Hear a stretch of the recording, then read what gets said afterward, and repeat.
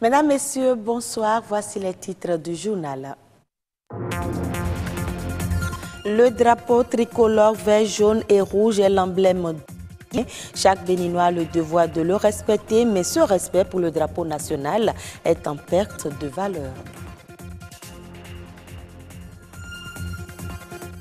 Demain, 1er août, le Bénin fête ses 58 ans d'indépendance. C'est la place de l'Étoile Rouge qui accueille les manifestations officielles. Les déviations prévues à cet effet sont diversement appréciées des riverains. Tester et traiter les hépatites, cette thématique était au cœur d'une séance de sensibilisation à Cotonou. Objectif, sensibiliser sur cette maladie silencieuse mais mortelle.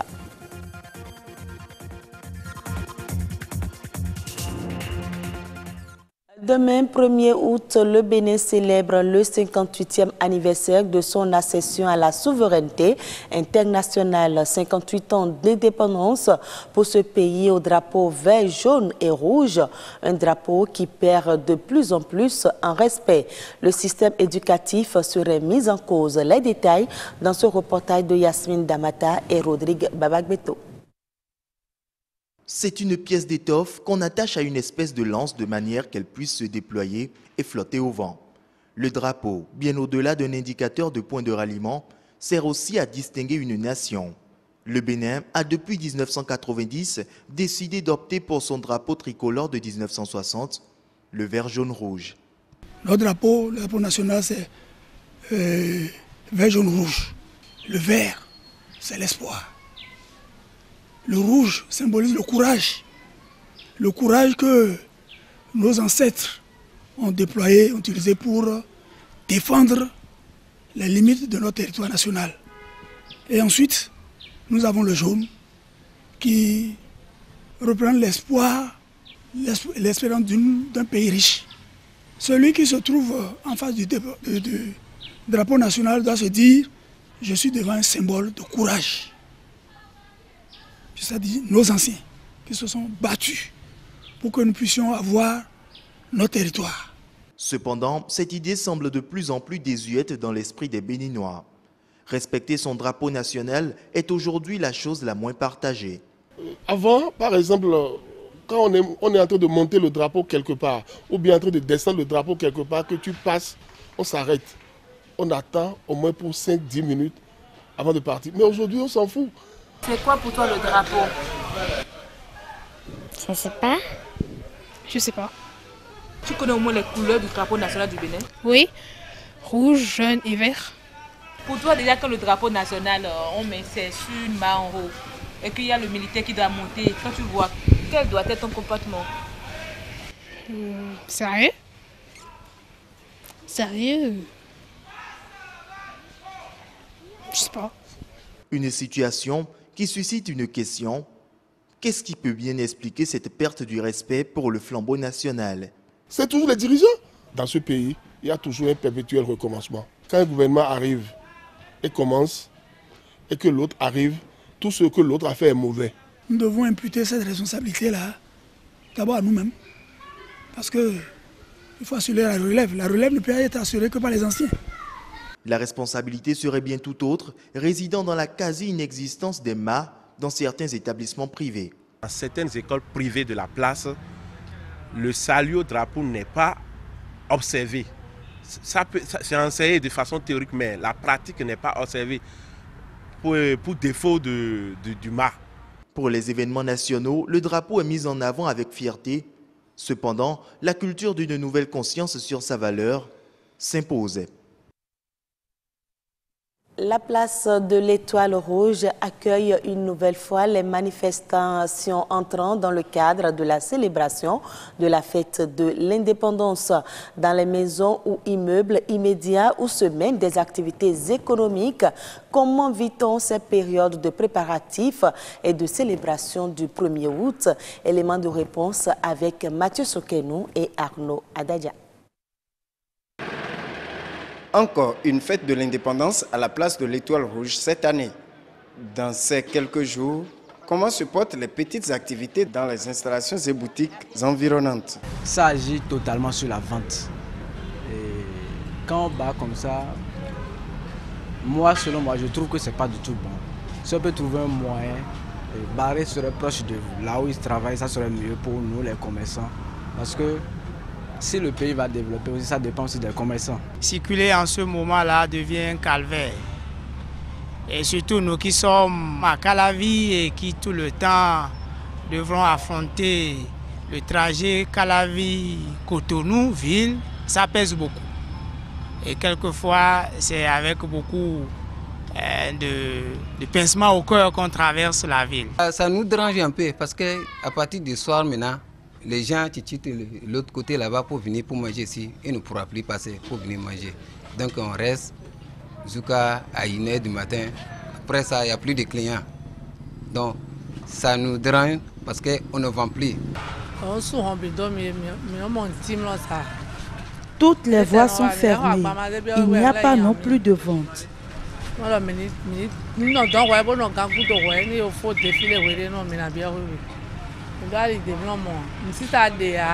Un, 2, 3 jours d'attente et puis c'est fini. La vie va reprendre son cours. Pour les plus patriotes, qu'ils soient nigériens ou béninois, la fête de l'indépendance se fête une fois l'an. On sait que chaque année c'est comme ça. Si nos activités baissent, on ne peut que l'accepter ainsi. C'est quelque chose qu'on fait toute l'année. Ça veut dire que ça marche, ça n'a pas marché. On sait que quelque temps et ça finit. Et là, ça va commencer encore. Ce n'est donc qu'une fermeture momentanée. Une preuve de sacrifice. Dédoubler ou multiplier les voies sont quelques solutions préconisées pour préserver le lieu du monument historique comme point d'ancrage qui permet de réactualiser les visions communes de développement économique du Bénin. Pour l'instant, on fait avec. Peut-être qu'avec le temps mettra les moyens doubles pour initier une place qui serait dédiée à l'indépendance. Entre maintenir la place symbolique de l'étoile rouge ou déplacer la fête pour faciliter le petit commerce, que choisir? Et parlons du 1er août, le patrimoine vestimentaire béninois sera mis en valeur en cette veille des festivités. C'est à travers un événement baptisé la Nuit de la mode. Mais avant leur prestation sur scène, les mannequins part activement pour offrir un beau spectacle aux amoureux de la mode. Dine Bouraïma, Herman Rodrigue Amégan.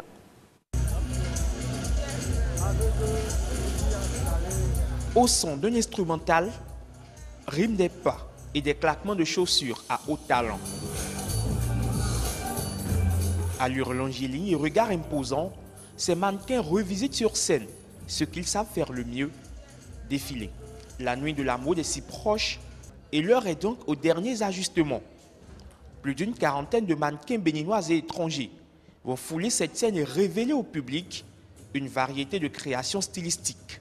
C'est un événement qu'on a tant attendu, donc depuis quelques mois, on était déjà dans l'enthousiasme de le faire et tout. Donc enfin, l'instant fatidique approche et puis on donne le meilleur de nous-mêmes, on se donne en fait. Ce sera un bon show.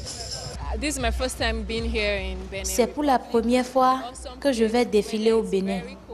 Les gens sont très accueillants et l'environnement est fantastique.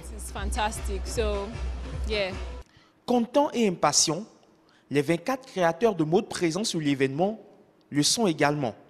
Surtout, ces 8 jeunes qui ont travaillé d'arrache-pied pour se frayer un chemin aux côtés de leurs aînés et donner à voir le fruit de leur inspiration. C'est un plaisir pour nous aujourd'hui qu'on nous accepte comme des créateurs de mode, même si on est jeune, on est à côté des grands. Nous aurons le plaisir de présenter ce qu'on sait faire au peuple béninois.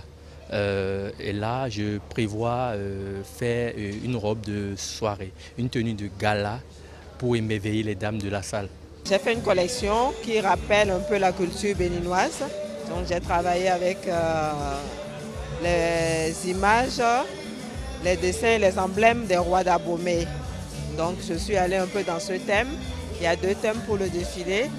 Et j'ai fait le deuxième thème dans un thème qui fait un peu plus aérien, avec des tissus légers, de la mousseline, de la soie et tout. C'est ça le deuxième thème que j'ai travaillé.